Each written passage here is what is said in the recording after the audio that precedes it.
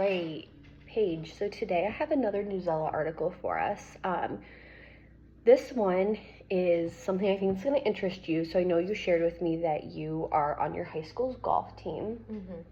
This article is titled "Golf, the Official Sport of Social Distance, Has Its Best Summer Ever." So we are going to talk about what golf kind of looked like 5 years ago during that pandemic. And during this, you can share any personal experiences you had. With that being like 5 years ago, you were probably what? Middle school, yeah. That's crazy. So with this article on Newsella, I'm going to go ahead and read the article to you, the first section of the article. Then we have a check for understanding. I will have you answer this question. Once you submit, you will read the remainder of the article and then answer the rest of the check for understanding. So I'm just going to turn our camera now so that we can see kind of what that looks like. So here we have the article on top and then our check for understanding. Okay? Okay. So I'm going to turn the camera here. I will read this part to you and then we'll go from there. So early in the COVID-19 pandemic, nearly every part of American life stopped without warning. Golf course managers pulled out their flag sticks and parked their carts. They closed their pro shops. As coronavirus threatened both lives and livelihoods, no one knew when it would be safe for golfers to come back to the course. Also, they didn't know who would return when it was safe. We're talking about an $85 billion industry that basically shut its doors, said Susie Wally. She is the president of the PGA of America. PGA stands for Professional Golfers Association.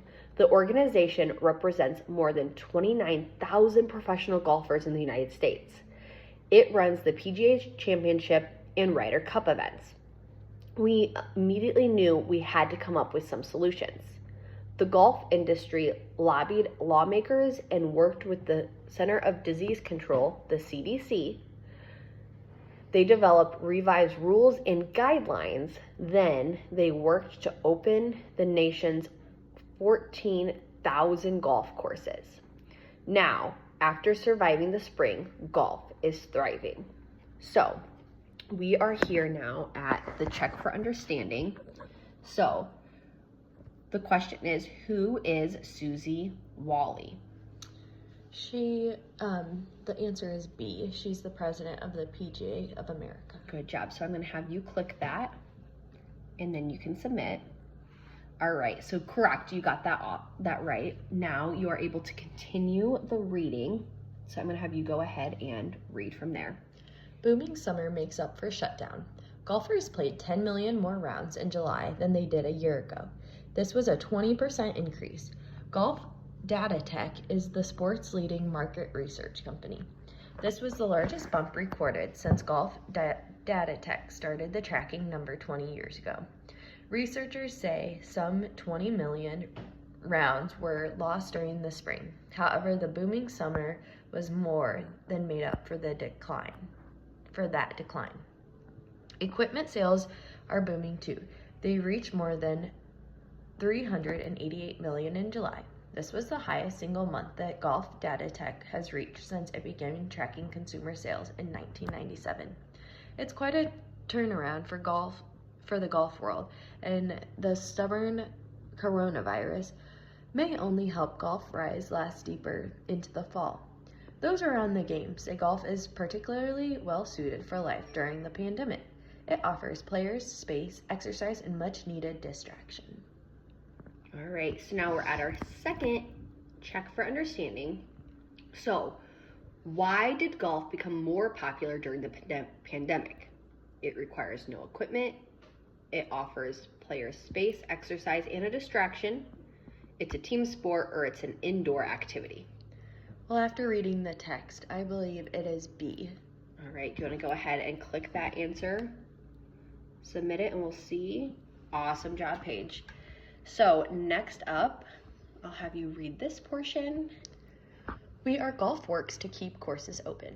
In mid-March, many golf's most important organizations like the PGA and World Golf Foundations teamed up to form We Are Golf. They put their resources together. They reached out to the governors in all 50 states and asked to keep courses open. They argued that golf is a perfect game for these times. Rules and guidelines varied from state to state and even county to county. Government rules halted play in most places. Many operations had to argue to keep workers on hand to groom and maintenance the course. We Are Golf then worked with the CDC to make recommendations for a safe return to play.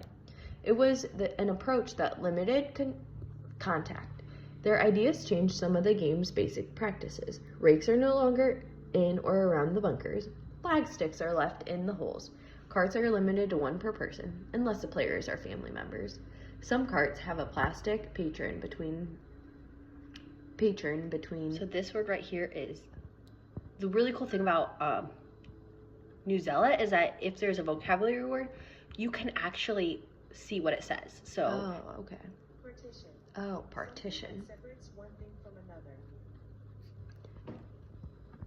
Between the players. The sport started stirring to life. Many courses started booking tee times in May and in June. The PGA was one of the first major U.S. sports to return to play. Amazing. Okay, so for our third check for understanding, it said, what was the purpose of forming We Are Golf? To train new players, to sell golf equipment, to keep golf courses open during the pandemic, or to organize new golf tournaments? I would say C. All right, you want to go ahead and click that? You can submit. Awesome job, Paige. Okay, the last section, and we have one more question. New players are discovering the game. Perhaps most encouraging are the new players who have discovered the game. The National Golf Foundation estimates the number of junior golfers could increase by 20% by year's end. That would be 500,000 golfers from ages 6 to 17. Greg McLaughlin runs the World Golf Foundation. He also is the president of First Tee, a youth organization. He said that many young golf people are playing with family now. The challenge will be keeping them in the game after school, gym, and youth sports start up again. Around 98% of the courses are now open across the country. People are getting out for a variety of reasons, Whaley says. They're less worried about their score. They're enjoying being together, having some fun, and getting outside. I think it's really helped people realize that golf is really fun, even if you don't have your best day. Amazing. Okay, we have our last comprehension question page. So this one is, what is one challenge mentioned about keeping new golfers in the game?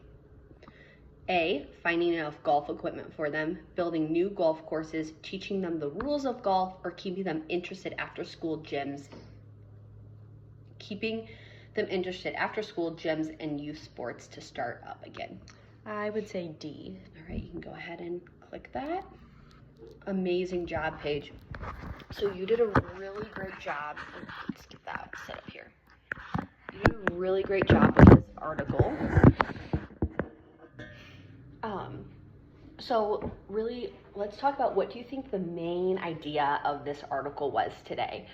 You did a great job answering all 4 comprehension questions. So what do you think that main takeaway was? I would say that the main takeaway that is that golf became more popular during the pandemic, even though it was shut down at first. Do you have any personal experiences with golfing during the pandemic? I know it was 5 years ago, so that's kind of a long time.